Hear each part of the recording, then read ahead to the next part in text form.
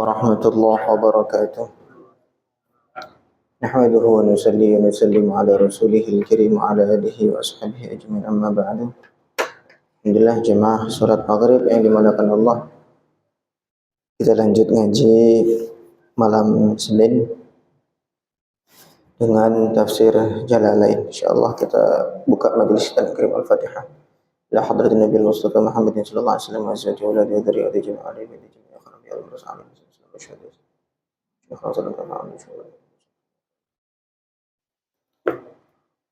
Syekh Ahmad bin Muhammad As-Salih المحلي اللهم صل الفاتحة. أعوذ بالله من الشيطان الرجيم. بسم الله الرحمن الرحيم. الحمد لله رب العالمين الرحمن الرحيم مالك يوم الدين إياك نعبد وإياك نستعين اهدنا الصراط المستقيم صراط الذين أنعمت عليهم غير المغضوب عليهم ولا الضالين آمين. بسم الله الرحمن الرحيم. Suratul Alaq, surah Al-Alaq Makkiyatun. Surah ini tergolong surah Makkiyah, yaitu yang turun sebelum hijrah atau turun di Makkah. Wa ayatuha, sedangkan ayat-ayatnya tis'a asyarata, ada 19 ayat. Sadruha, awal dari surah ini, ila ma lam ya'lam, sampai lafaz ma lam ya'lam, ayat ma lam ya'lam, mulai dari Iqra sampai allamal insana ma lam ya'lam. Awwalu ma nuzila, adalah ayat-ayat yang pertama kali turun min Al-Qur'an, dari Al-Qur'an. Wa dzalika, dan turunnya itu bi ghairi Hira, di Gua Hira. Rawahul Bukhari, diriwayatkan dalam Sahih Bukhari. Sedikit ada keterangan dalam Hasyiah As-Sawi ini, Suratul Iqra bisa juga disebut dengan surah Iqra. Al-Alaq juga bisa disebut dengan surah Al-Alaq. Wa fi ukhra Suratul Qalam juga disebut dengan surah Al-Qalam. Jadi memang banyak sekali surah-surah dalam Al-Quran itu punya nama lebih dari satu, sehingga kita tidak perlu merasa aneh ya. Dan memang kebanyakan surah-surah itu disebut dengan sesuatu yang istimewa dari surah itu. Misalkan surah Al-Baqarah, maka dia disebut dengan nama itu karena memang ada cerita Baqarah, cerita sapi betina, adalah pada kejadian kasusnya pembunuhan yang terjadi di Bani Israel itu. Ang tadbahu Baqarah qalu atattakhiduna huzwa, dan seterusnya. Begitu juga dengan surah Al-Alaq, ada juga disampaikan dengan namanya surah Al-Qalam karena ada disampaikan lafaz Al-Qalam di situ, dan seterusnya. Kemudian memang surah yang pertama turun itu summa ba'dahu, setelah surah Iqra ini, Nun wal qalami wa ma yasturun, surah Nun wal qalami wa ma yasturun, surah Al-Qalam. Tsummal Muzammil, kemudian surah Al-Muzammil. Tsummal Muddatsir, kemudian surah Al-Muddatsir. Wa hakadha, dan seterusnya. Qala Al-Khazin. Walakin al-masyhur, tetapi yang masyhur, pendapat yang masyhur, an ghairihi, dari selain Al-Khazin, annal awwal, sungguh yang pertama, ma nazala ba'da Iqra, yang turun setelah Iqra, suratul Muddatsir, adalah surah Al-Muddatsir. Jadi yang masyhur, pendapat yang masyhur itu adalah yang pertama turun memang Iqra bismi rabbikal ladzi khalaq. Kemudian selepas itu ada jeda sekian bulan. Nah, setelah itu baru turun Al-Muddatsir. Kata sebagian ahli sejarah, surah Iqra itu sebagai SK kenabian. Nah, bahasa kita begitu. Jadi baru dinyatakan bahwa engkau memang sebagai nabi, karena tarifnya atau pengertian nabi itu adalah setiap orang yang mendapatkan wahyu dari Allah. Itu namanya nabi. Kemudian selepas itu, kalau rasul itu dia dapat wahyu plus sekaligus diperintahkan untuk menyampaikan. Jadi kalau dapat wahyu, walaupun kalau dia nggak diperintah untuk menyampaikan, misalkan dia memang dapat wahyu dengan sendirinya begitu, maka dia status sebagai nabi. Dia punya posisi khusus di sisi Allah Subhanahu wa taala. Sedangkan kalau rasul, dia ada perintah khusus, yaitu menyampaikan kepada umat apa yang disampaikan oleh Allah kepada dia, sampaikan kepada umat. Itu rasul. Ada juga yang menyampaikan kalau rasul itu adalah dia punya syariat terbaru atau tersendiri, baik itu dia menyempurnakan syariat yang sebelumnya atau bahkan mengganti. Nah, itu kalau rasul. Nah, kemudian Iqra itu kan cuman lafaz-lafaznya disampaikan, bacalah dengan nama Tuhanmu, kemudian Tuhanmu adalah yang menciptakan manusia, yang mengajari manusia, dan seterusnya kan begitu. Tidak ada perintah untuk menyampaikan, sehingga kata para ulama itu adalah SK sebagai kenabian, bahwa nabi sudah sah menjadi nabi, tapi belum ada perintah untuk menyampaikan. Nah, setelah sekian bulan itu ada fatrah, ada jeda, baru kemudian turun surah Al-Muddatsir. Surah Al-Muddatsir, nah itu ya ayyuhal muddatsir, hai orang berselimut, qum, bangkitlah, fa'anzir, kemudian berilah peringatan kepada umat, wa rabbaka fakabbir, dan agungkanlah Tuhanmu. Barulah itu perintah untuk dakwah. Itu yang masyhur demikian. Wa ikhtalafa as-salaf fi tartibi suratil Qur'an. Para ulama salaf itu khilaf, mereka beda pendapat tertibnya Al-Qur'an, urutannya Al-Qur'an itu bagaimana sih? Wasahih anna ikhtilafahum kana qabla ardil Qur'an ala Jibril fil marrah al-akhirah. Jadi kalau menurut pendapat yang sahih, bahwa perselisihan mereka, loh kok bisa berselisih, gimana sih emangnya? Jadi setelah diteliti-teliti, bisa jadi perselisihan yang ada di kalangan para sahabat atau di ulama salaf itu sebelum terjadinya ardul Quran ala Jibril, setoran Quran kepada malaikat Jibril di filmar al-akhirah, di kali yang terakhir. Jadi Nabi itu setiap Ramadan itu Nabi setoran Quran kepada malaikat Jibril. Kadang-kadang Nabi yang baca, malaikat Jibril yang menyimak, kadang-kadang malaikat Jibril yang baca, Nabi menyimak. Sehingga dari situlah malaikat Jibril ngasih tahu bahwa urutan Quran itu dari sini bacanya begini. Baru kemudian disampaikan. Walaupun yang pertama turun surah Al-Alaq, tetapi kok yang tertulis di Quran yang pertama surah Al-Baqarah. Karena memang malaikat Jibril yang mengajari dalam setoran itu adalah begini urutannya. Wa min yaumil ardil madhkur, di sini pada hari setoran yang diceritakan tadi, rattaba Rasulullah sallallahu alaihi wasallam al-Qur'ana, Nabi mengurutkan Al-Qur'an ala ma huwa alaihil an, sebagaimana yang kita kenal sekarang ini. Jadi ketika setoran itu, nah Nabi mengurutkan Al-Qur'an mulai Al-Baqarah, Ali Imran, An-Nisa, seterusnya sampai yang kita kenal sekarang ini.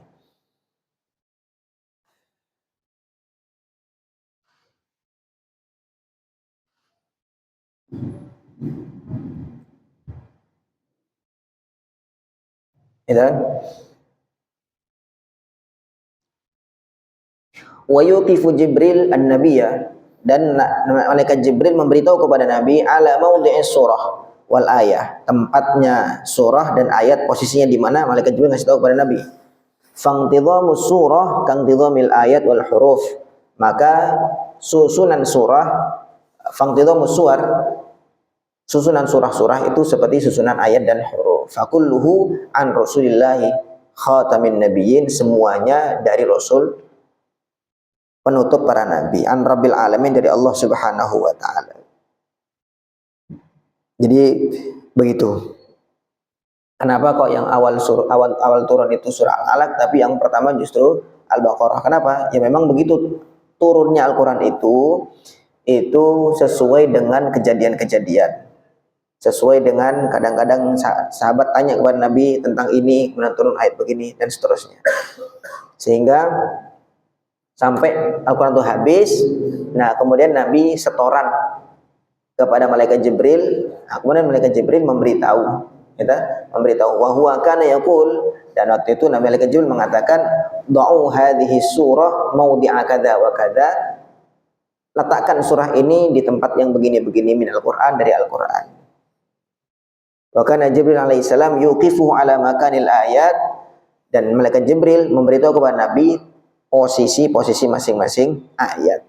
Itu penjelasan mengapa urutan Al-Qur'an tidak sama dengan urutan turunnya. Memang ya dari Allah begitu.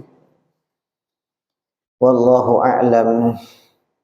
Bismillahirrahmanirrahim. Iqra, bacalah.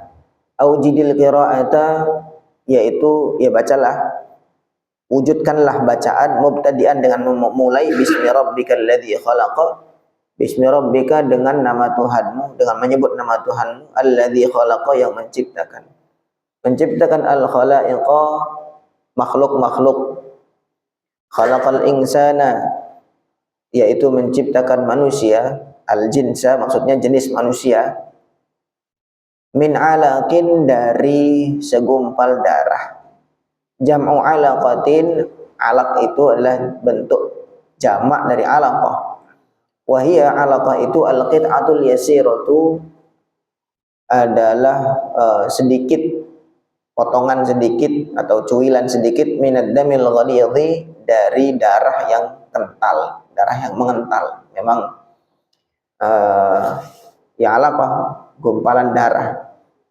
Memang penafsiran penafsiran darah itu sebagian menyampaikan kurang tepat, gitu. Karena ya memang bukan darah sebenarnya, karena darah itu kan yang ditafsiri oleh ulama-ulama atau kita ya yang menerjemahkan Quran tuh alaq itu segumpal darah. Padahal ya alaqah itu dari aliko ya'liku, sesuatu yang menggantung, sesuatu yang menempel. Sehingga kalau dilihat dari sisi bahasa, ya sebenarnya kalau kata-kata orang kedokteran itu seperti lintah, itu seperti lintah, dia nempel di dinding rahim, kemudian nyedot makanan dari dinding rahim itu, sehingga mungkin karena warnanya merah betul sehingga dikatakan darah, padahal sebenarnya bukan darah, sesuatu yang nempel di dinding rahim itu. Sekali lagi tadi namanya penafsiran itu ya, tafsiran manusia bisa saja salah. Tapi kan alaq itu kan kalau darah bahasa Arab itu adam. Sedangkan dalam ayat ini disampaikan alaq, bukan darah, bukan adam, bukan minad dam, bukan, tapi alaq. Coba kita tafsiran dari segumpal darah. Mungkin karena dilihat secara zahir itu tampak merah betul seperti darah mengental begitu, sehingga ditafsirkan atau diartikan darah. Tapi kan setelah diteliti dengan berkembangnya ilmu-ilmu kedokteran, ternyata diketahui yaitu bukan darah tetapi sesuatu yang menempel, dan itu cocok saja secara bahasa. Dari alaqah itu artinya menggantung, jadi nempel di dinding rahim begitu. Nah, itu dia memang sesuatu yang menggantung. Cikal bakalnya manusia dari situ. Iqra, bacalah, ta'kidun lil awal. Iqra yang kedua ini tadi sudah iqra bismi rabbikal ladzi khalaq, kemudian lagi iqra sebagai penguat kepada iqra yang pertama, wa rabbukal akramu, sedangkan Tuhanmu adalah yang paling mulia. Alladzi la yuwazihi, yang tidak menyamainya, karimun, seorang yang dermawan, seorang yang mulia. Halun min dhamiri iqra, ini adalah hal dari dhamir yang terkandung dalam iqra, perintah iqra dari Allah Subhanahu wa taala. Nah, Allah itu adalah yang menciptakan dan yang paling mulia, yang paling dermawan. Alladzi 'allama, yang mengajari al-khatta, mengajari tulisan, bil qalami, dengan al-qalam, dengan pena. Qala al-Qurtubi, Imam Qurtubi dari Cordoba, Spanyol, beliau menyampaikan al-aqlam ats-tsalatsah fil asl. Qalam atau pena itu ada 3 macam, ada 3. Al-qalamul awal, yang pertama, alladzi khalaqahu Allah taala biyadihi, yaitu qalam yang Allah ciptakan Wa amarahu ayyaktuba fil lauhil mahfuz, dan Allah perintahkan qalam itu, pena itu untuk menulis di lauhul mahfuz. Jadi ada hadisnya pertama kali yang Allah ciptakan adalah al-qalam, pena. Kemudian Allah perintahkan kepada pena itu, uktub, kamu tulis. Si qalam nanya, ya Allah, apa yang harus saya tulis? Tulislah semua kejadian sampai hari kiamat. Maka semua ditulis sama al-qalam. Nah, termasuk kita ini semua ditulis. Kita umurnya sampai usia berapa, kemudian rezekinya berapa, jatahnya, semua ditulis rinci oleh al-qalam yang pertama tadi. Dan tentu itu juga sesuai dengan ilmu Allah Subhanahu wa taala, Allah yang menggerakkan kan gitu. Kemudian wasani, kemudian qalam yang kedua, qalamul malaikah, adalah qalam atau penanya para malaikat, alladzina yaktubuna bihi, yang dengan pena itu mereka menulis al-maqadira wal kawaina, kemudian takdir-takdir apa, ukuran-ukuran segala macam, min khalqillahi ta'ala, dari makhluk Allah Subhanahu wa ta'ala.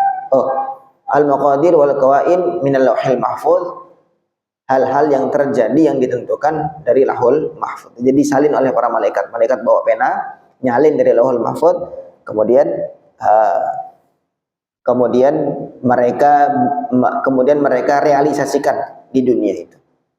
Itu qalam yang kedua. Wasalits aqlamun nas, kemudian yang ketiga pena-penanya manusia yang sekarang ini. Yaktubuna biha kalamahum, yang dengan pena itu mereka menulis ucapan-ucapan mereka. Wa yasiluna biha ila ma'aribihim, dan mereka dengan pena itu bisa sampai kepada hajat-hajat mereka.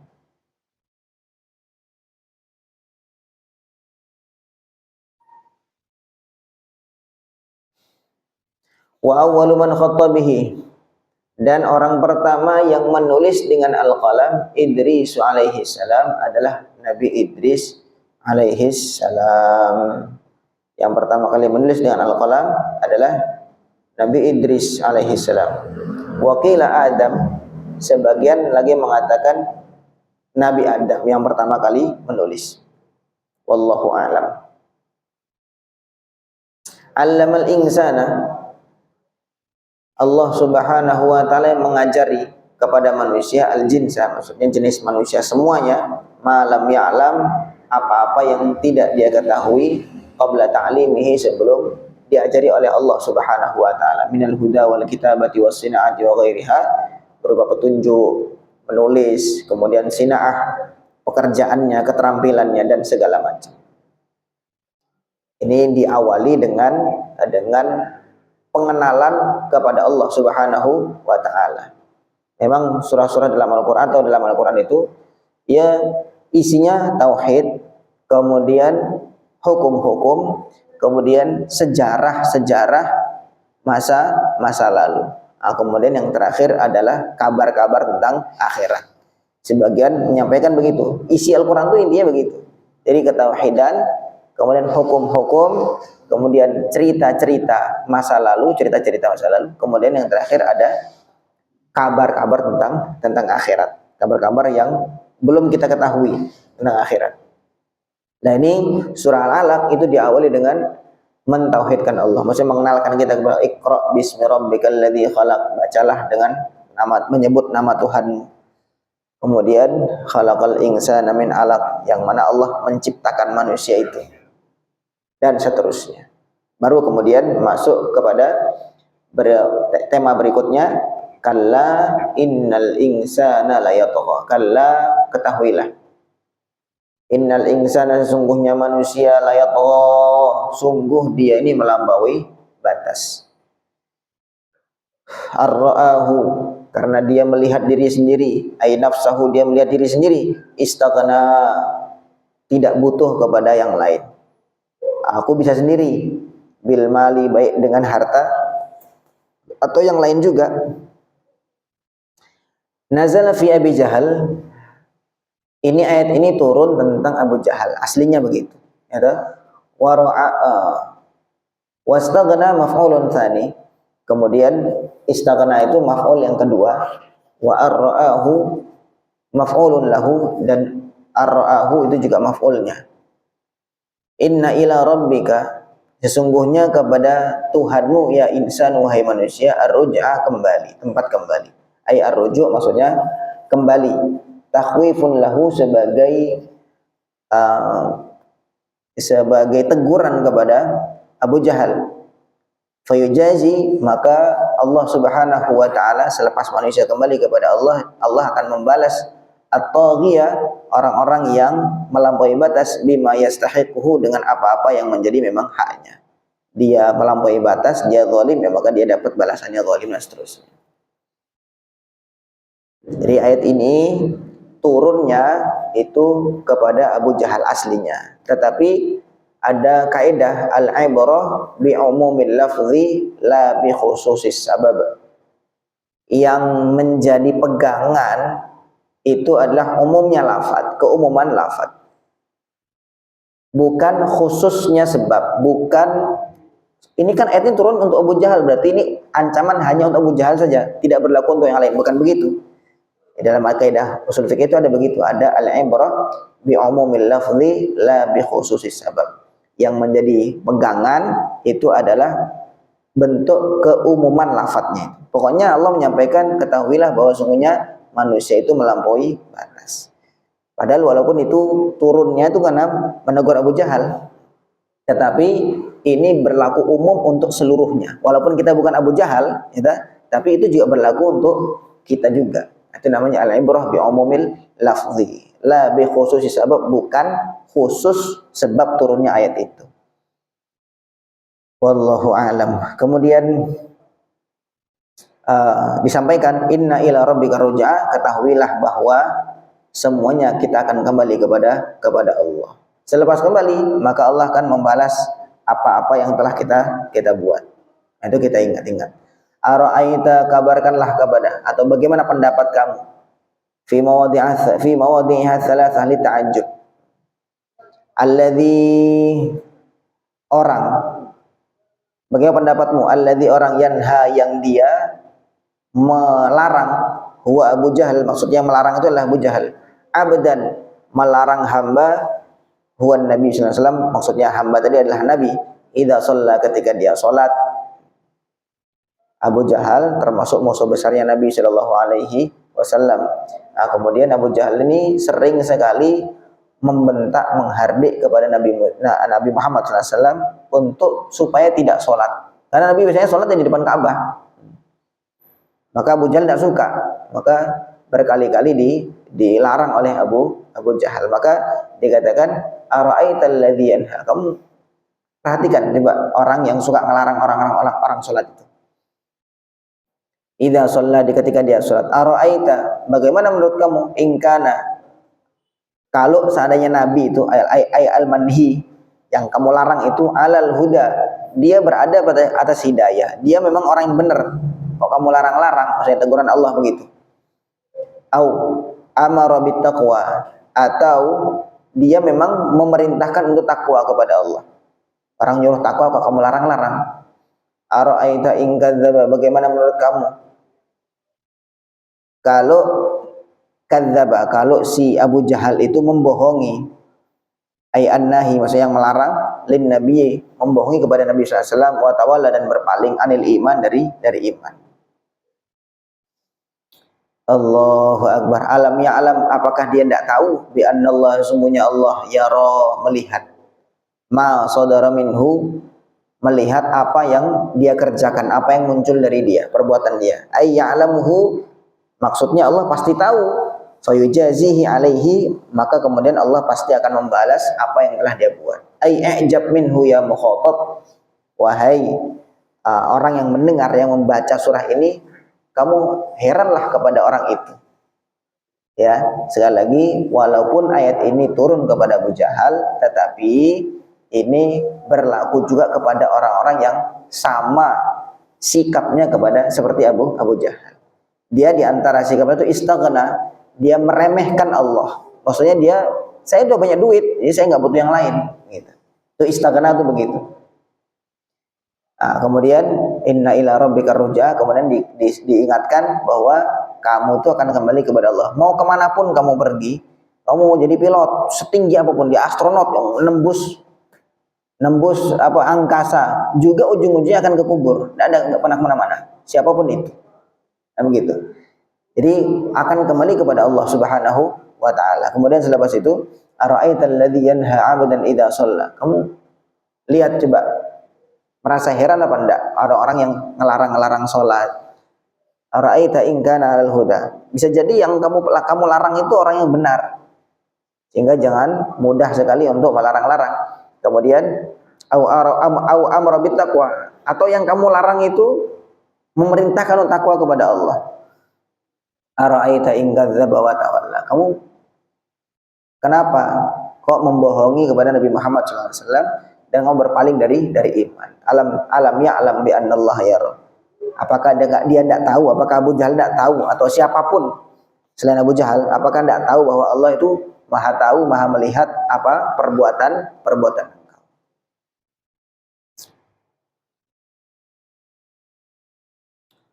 Kalla, jangan begitu. Rad'un lahu, sebagai teguran kepada Abu Jahal. La illam yang tahi, sungguh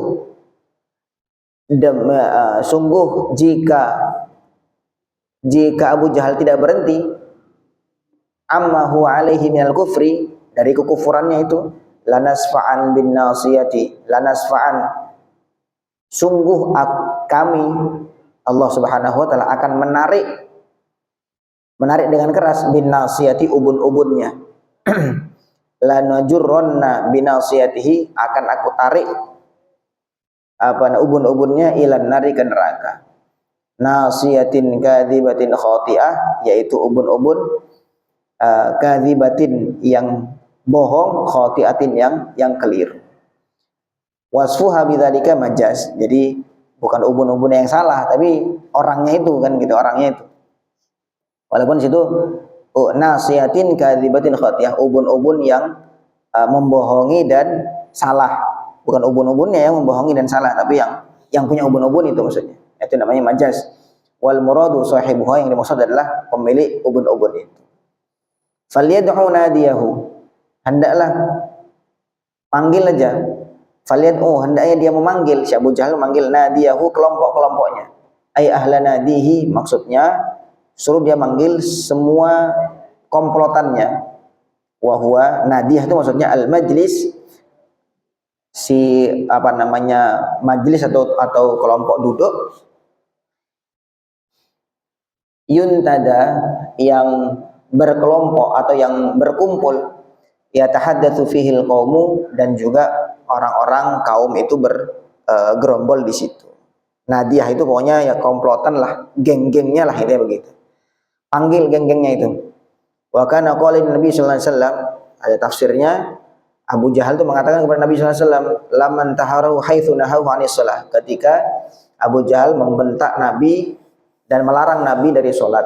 Laqad alimta, kamu tahu, ma biha rajulun aktsaru nadiyan minni. Kamu lihat, kamu tahu enggak, di Mekah ini enggak ada yang lebih banyak komplotannya, gengnya daripada aku. La'am la'anna 'alaika hadzal wadi in syi'ta khailan jurdan wa rijalan murdan. Kalau kamu mau bukti, ya, akan saya penuhi lembah ini, maksudnya Mekah ini, dengan kuda-kuda yang ganas, kemudian laki-laki yang masih muda-muda. Jadi memang Abu Jahal punya komplotan banyak dan dia membanggakan itu, sehingga Allah tantang, ya, falyad'u nadiyah, panggil aja komplotannya itu. Kalau itu yang kamu banggakan. Sanad'u zabaniyata, sanad'u, akan aku panggil az-zabaniyah, malaikat zabaniyah. Al-malaikah maksudnya malaikat, al-ghilad yang kasar, asyidat yang keras, diihlakihi untuk mencelakakan siapa? Mencelakakan Abu Jahal. Wa fil hadis, dalam sebuah hadis diceritakan, lau da'a nadiyahu, seandainya si Abu Jahal itu benar-benar manggil komplotannya, gengnya, la akhadathu zabaniyatu iyanan, sungguh malaikat zabaniyah akan langsung menghabisi Abu Jahal secara nyata, sampai bisa terlihat. Seandainya Ini kan istilahnya bahasa tantangan dari Allah. Falyad'u nadiya, panggil komplotan kamu. Kalau memang komplotan kamu itu yang kamu banggakan.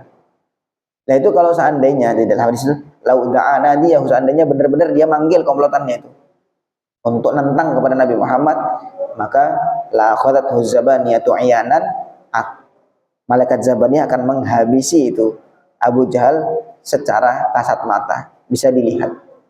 Tapi ternyata memang enggak, Abu Jahal enggak seperti itu.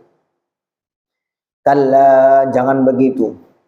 Rad'un lahu, sebagai teguran untuknya. La tuti'hu, jangan engkau taati dia, wahai jangan engkau taati Abu Jahal, ya Muhammad, wahai Muhammad, fi tarki shalah, dalam meninggalkan salat. Walaupun Nabi Muhammad dilarang untuk meninggalkan salat, jangan engkau taati. Wasjud, dan sujudlah engkau ya Muhammad, sholli lillah, maksudnya salatlah untuk Allah, waqtarib, dan mendekatlah minhu, dari Allah, bi ta'atihi, dengan menjalankan ketaatan kepada Allah Subhanahu wa ta'ala. Ini sedikit cerita tentang Abu Jahal.